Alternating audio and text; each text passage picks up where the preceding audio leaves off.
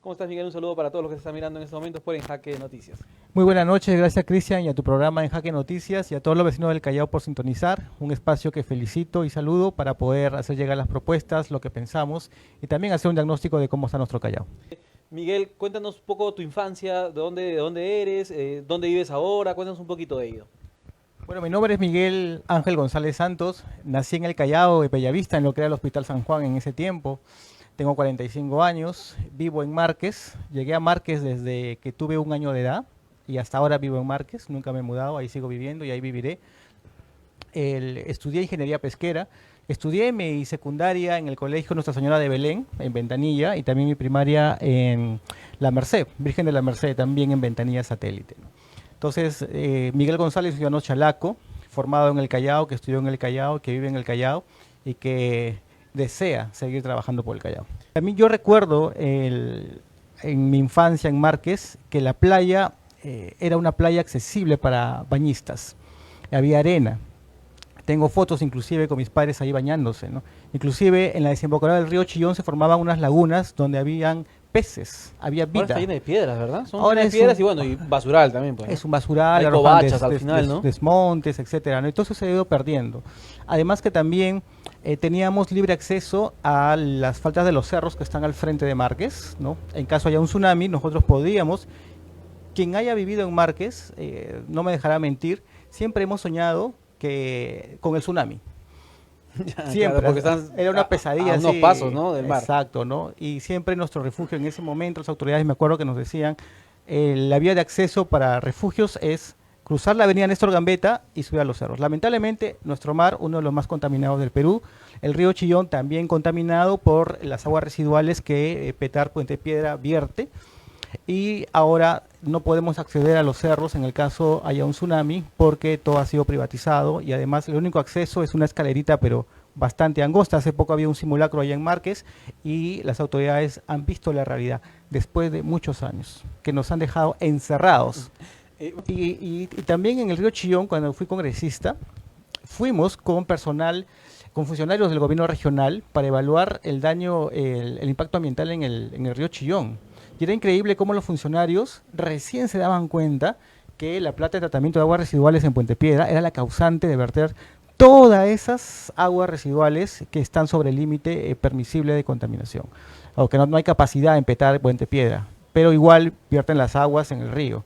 Entonces iba a ser un informe en ese entonces y yo he solicitado varias veces ese informe que iba a ser el gobierno regional para poder hacer la denuncia de emergencia ambiental en el Chillón con Minango, el Ministerio del Ambiente. Nunca me dieron el informe. Ahora, La gestión congresal tuvo una característica muy importante, ¿no? El primer día que juramentamos fue el día que se hizo las restricciones sociales por el tema de la el pandemia del COVID. COVID-19. Entonces fue una gestión bastante difícil porque a diferencia de como vemos ahora los congresistas que van en su semana de representación y agrupan a 50, 100 personas y se reúnen con ellas, nosotros no podíamos hacer eso, porque había, lógicamente, leyes, había normas de distanciamiento social y no podíamos agrupar a la gente, además no las podíamos sacar de sus casas. Y es más, también el Congreso de la República nos prohibió abrir los despachos para atender a la gente, no podíamos recibir gente. Entonces tuvimos que hacer una labor congresal en el territorio, visitando cada zona todos los días, aunque no sea semana de representación. Conversamos con dirigentes, conversamos, atendimos muchas denuncias, propusimos leyes, una en favor del río Chillón justamente que te comentaba, otra impulsando el tema del canon aduanero. Presentamos proyectos de ley como la igualdad en pensión de viudez, etcétera. También un proyecto de ley declarativo para el Hospital de Ventanilla, que en ese entonces tenía una problemática tremenda. Y fuimos a fiscalizar donde los ciudadanos nos llevaron. Nos llevaron al Carrión, estuvimos allí 4 veces y después de la primera, la segunda, en realidad salimos muy indignados de cómo se administraba el Hospital Daniel Arcillas Carrión. Siempre lo he dicho, el Hospital de Ventanilla también. Interesante cómo las autoridades nos mienten y le mienten a los órganos de control. Y los órganos de control institucional no pueden hacer mucho porque solamente hacen sus informes. Solamente un ejemplo les digo, y todos los chalacos se enteren, ¿no? Cuando fui al Hospital Carrión, el director me dijo, no tenemos problemas de medicina, solamente nos falta oxígeno, como en todos los hospitales. Y cuando bajamos a las capas COVID a hablar con los familiares de los pacientes, nos dijeron, nos están cobrando, las medicinas dicen que no hay, y nos están mandando al frente. Ujú. Y teniendo a un médico a mi costado del Hospital Carrión, yo le digo, doctor, pero ¿qué está pasando? ¿Por qué me han metido? Y solamente me No dijo, coincide lo que ellos decían a lo que... hacemos todo lo que podemos. ¿Pero por qué me mienten? Yo llego a ayudar. ¿Qué hace falta?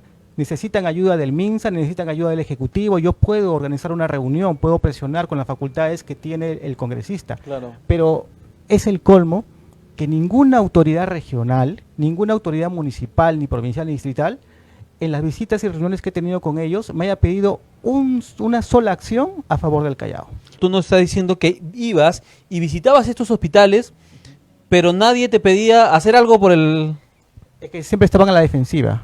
Uno decía, las medicinas, la atención de personal, los equipos, el oxígeno, para ellos todo estaba bien. ¿Por qué? Porque tienen miedo a ser fiscalizados. Porque siempre piensan que el congresista llega con la pierna en alto a patear la puerta y que lo vamos a denunciar a todo el mundo. Es cierto, se encuentran irregularidades, sospechas de corrupción, se tiene que denunciar. Claro, eso es de hecho, ¿no? Porque Pero- si encuentro algo que está mal, que Claro. hay, que por acá se está saliendo dinero que no debería salir, tu labor es denunciar. Pero también es necesario que si vemos el esfuerzo del cuerpo médico, el esfuerzo de los directores de un hospital, entonces nosotros podamos reforzar ese esfuerzo haciendo algún tipo de gestión con el MINSA, por ejemplo, porque también invitamos al ese entonces ministro de Salud en la primera etapa de la pandemia para que llegue al Callao y pueda supervisar los hospitales. Pero no obtuvimos nada de eso porque las autoridades de acá del Callao tienen miedo. Cuando venga un congresista o un fiscalizador, simplemente maquillan todo, todo está bien, se va y para ellos es un alivio que el congresista se vaya.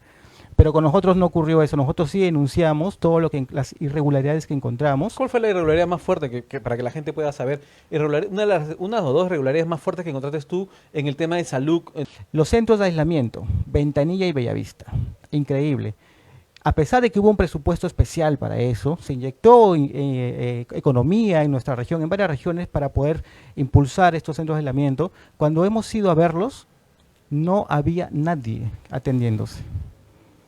Y yo hablé con los encargados y hablé también con la doctora Pacheco en ese momento, la directora de Direza. Cate Pacheco. Claro, y ella me dijo, increíblemente, y que lo sepa toda la ciudadanía, me dijo, no van porque no quieren.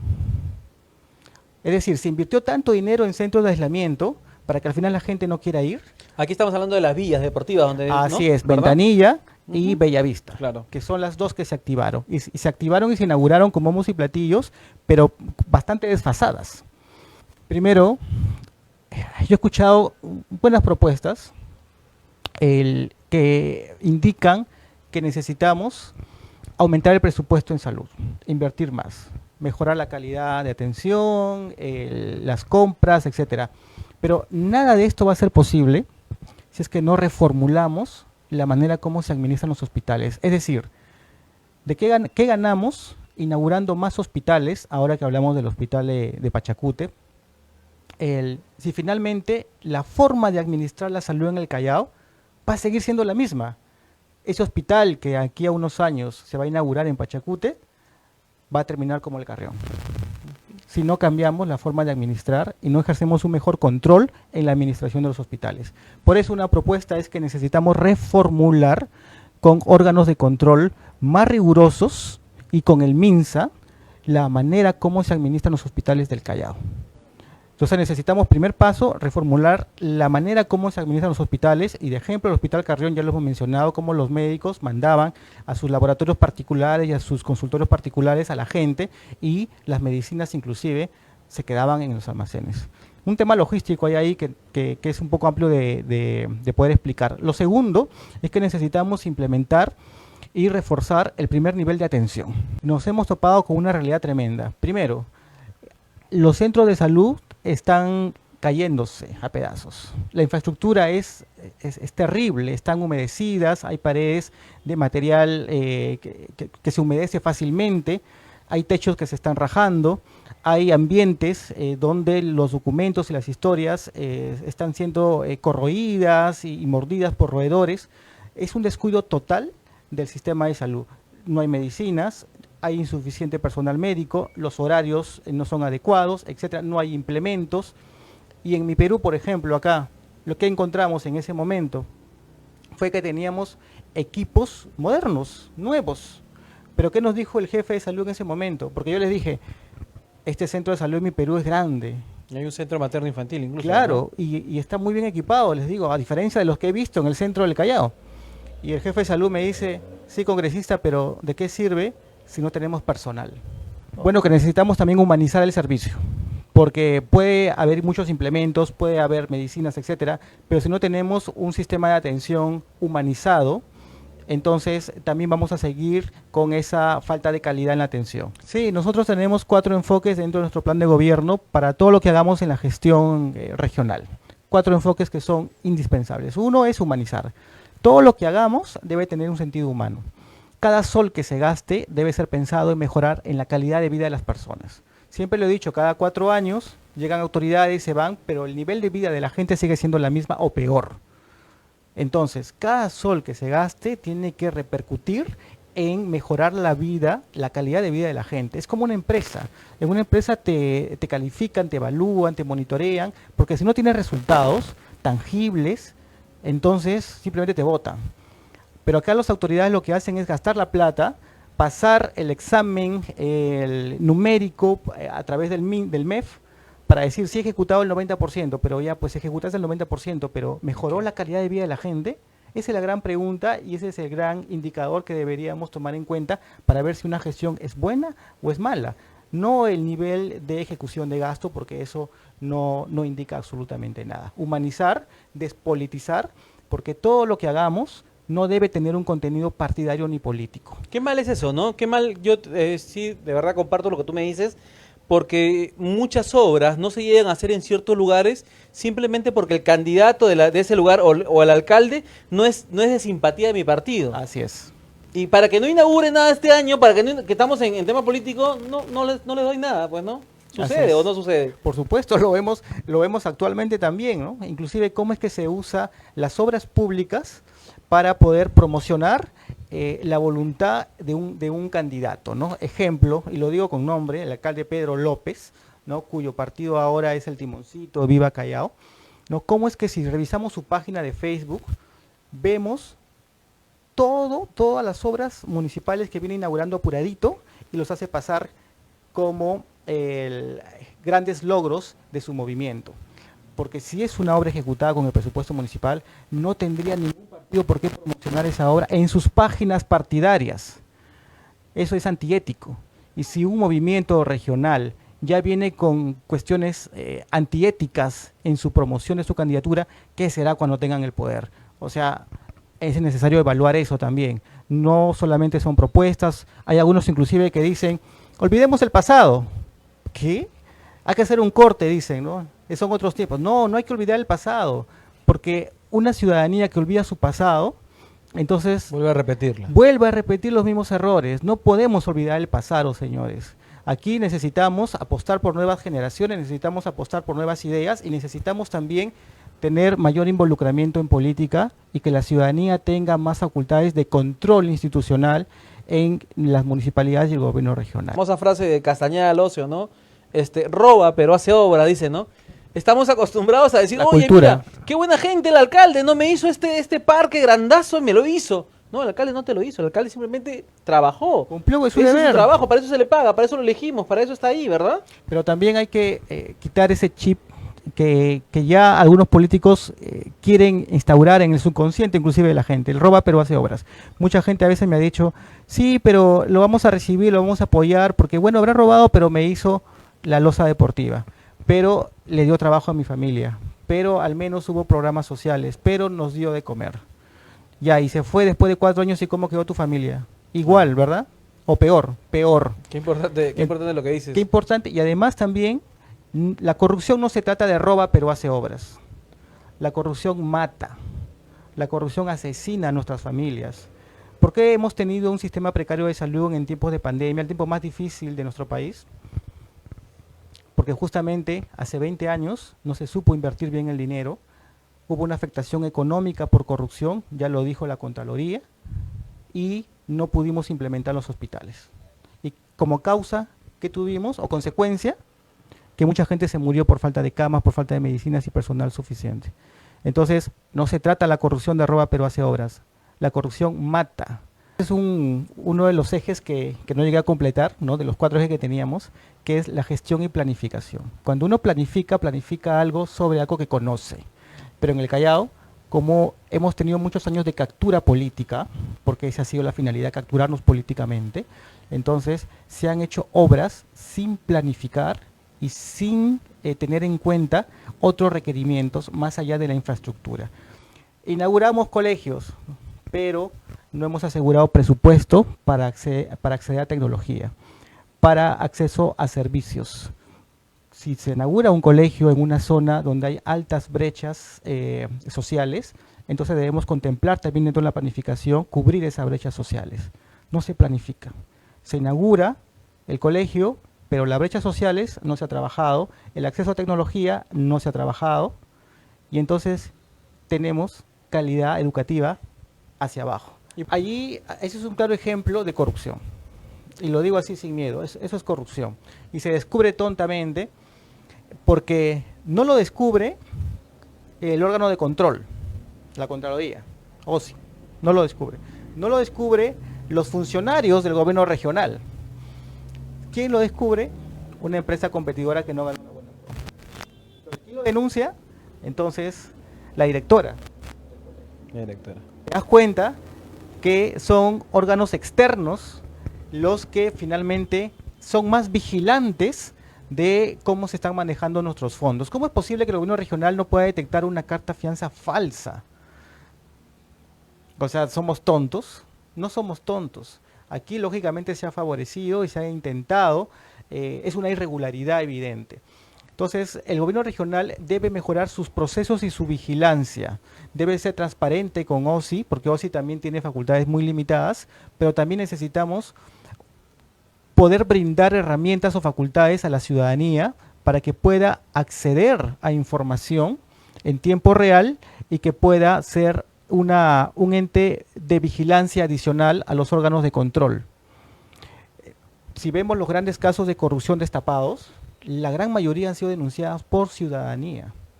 Lo primero que tenemos que hacer es detectar los colegios que tienen mayores brechas sociales o económicas, es decir, los colegios que no tienen servicios completos y atender esos servicios.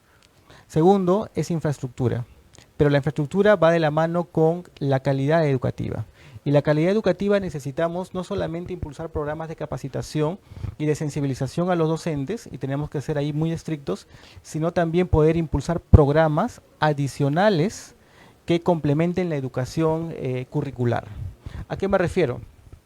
A que nuestros jóvenes, nuestros niños, no van a ser competitivos, nuestros jóvenes chalacos no van a ser competitivos si solamente les damos lo que la malla curricular nos obliga. Entonces la región Callao necesita instalar programas educativos que sean complementarios a la currícula para poder hacer de nuestros jóvenes competitivos. ¿A qué me refiero exactamente? Primero, necesitamos que nuestros jóvenes tengan entrenamiento en liderazgo, persuasión y dominio escénico.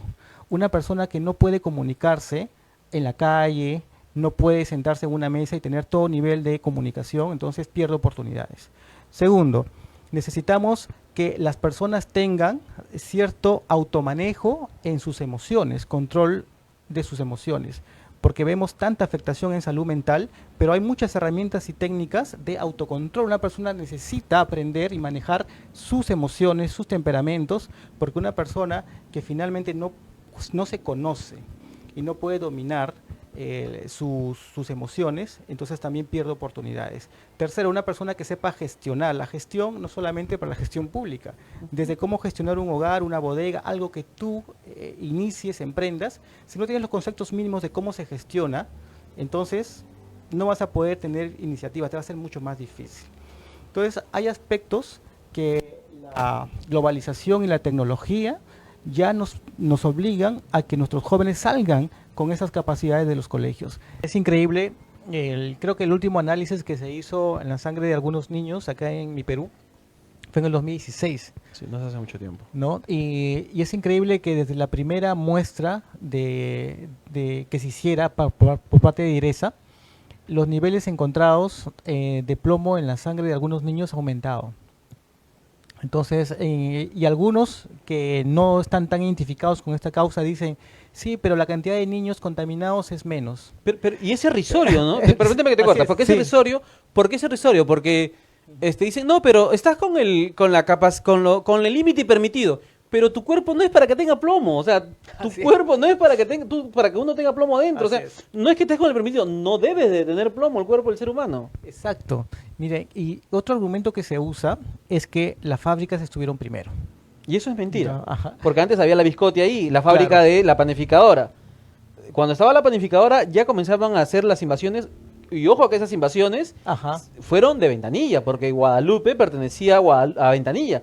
Cuando Claro. el Perú se distritaliza, Claro. Guadalupe pasa a ser de Ventanilla. Ahí está el Estamos- límite. ¿Es verdad o no es verdad? Así es, Claro, claro. además que yo he estudiado mi infancia en Ventanilla, ¿no? Y he visto también cómo se ha desarrollado mi Perú y Pachacute, ¿no? Pero estas son dos grandes cosas que encontramos en el debate, ¿no? No, que la fábrica ha estado primero, que tiene Sí, derecho. bueno, No, en realidad, y la cosa es esta, y acá decirlo, Prima la vida. hay que decir, exacto, hay que decirlo directamente, ¿no? Entonces, no interesa en qué año se instaló la población, etcétera. Si se atenta contra la vida, eso ya es causa de denuncia. Entonces, yo no sé qué esperan las autoridades locales, las municipales, provinciales y las regionales, para hacer la denuncia respectiva de atentado contra la vida por contaminación a causa del plomo y el cadmio. Así como en el tema de los humedales de Ventanilla, ya se cambiaron la zonificación de las zonas de amortiguamiento, pero es necesario que para que los humedales se protejan, el ACR, porque también no solamente es atentado contra la zona de amortiguamiento, sino también es contra el mismo ACR, que la parte sur del ACR se echan desmontes, se queman y nadie sabe quiénes son. Entonces, para poder cuidar nuestro último pulmón ecológico chalaco, porque no solamente es de Ventanilla, sino es a nivel de toda la región, necesitamos que el ACR ya no sea un ACR, sino un área de protección natural. O sea, que su categoría se eleve a una instancia nacional. Y cuando se eleve a una instancia nacional, entonces ya hay otras leyes que lo amparan. Y siendo una área nacional protegida, las leyes protegen hasta sus zonas de amortiguamiento. Pero mientras siga siendo un ACR, la ley no protege las zonas de amortiguamiento. Entonces, eso necesitamos hacer. ¿Qué necesitamos hacer también en los demás? Salita Colonia, por ejemplo, por la extensión de la pista 2 del aeropuerto, ya no hay humedales de Salita Colonia. Hay una pequeña lagunita y a veces se paran unas aves, hemos caminado por ahí. Entonces, eso que ha quedado necesitamos hacer que se respete, que se extienda y que se preserve. Entonces, no porque ya se eliminó, entonces ya que importa. ¿Por qué? Porque como son humedales y son naturales, la humedad brota por algún lado. Y los vecinos de Bolognés y de Carrión, las primeras viviendas que colindan con el aeropuerto, se han visto afectadas porque sus casas se están humedeciendo desde la base. Entonces, no es una cosa de tapamos y eliminamos el humedal y listo. Esa humedad va a brotar por algún lado. ¿Y quiénes van a ser afectados? Los vecinos. Entonces, necesitamos que nuestro Callao, mi Perú, por ejemplo, áreas verdes. No viene a mi Perú y se da cuenta finalmente que no hay áreas verdes, hay poquísimas. Entonces es más cemento, es más tierra. Entonces creo que no se ha valorado, no se valora hasta el momento la importancia de lo ambiental y también valorar la parte ecológica y ambiental como un requisito para tener calidad de vida. ¿Por qué debemos de votar por ti para el gobierno regional del Callao y qué deberíamos marcar a aquellas personas que están convencidos de lo que tú propones?